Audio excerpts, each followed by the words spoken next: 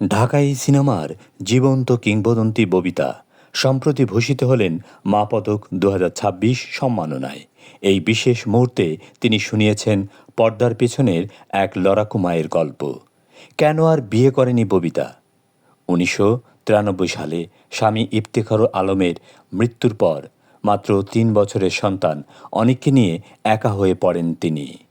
পরিবার ও আত্মীয়স্বজন থেকে বারবার বিয়ের চাপ থাকলেও সন্তানের ভবিষ্যতের কথা ভেবে আর দ্বিতীয়বার সংসার শুরু করেনি এই গুণী অভিনেত্রী। তিনি বলেন, আমি একজন সিঙ্গেল প্যারেন্টস হিসাবে অনিকের মা এবং বাবা দুই ভূমিকা পালন করেছি। বাকি জীবন আমি আমার সন্তানের ভালোবাসা নিয়ে কাটিয়ে দিতে চাই। মায়ের সেই ত্যাগের প্রতিদান দিয়েছেন সন্তান অনিকও।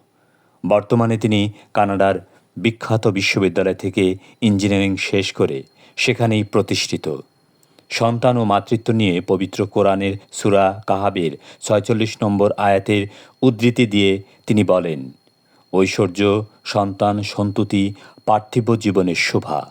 দেশের ২৭৫টি সিনেমায় অভিনয় করা এই গুণী শিল্পীর জন্য রইল বিনম্র শ্রদ্ধা। একজন সফল মা হিসাবে তার এই সংগ্রাম আজ সকল নারীর জন্যে অনুপ্রেরণা।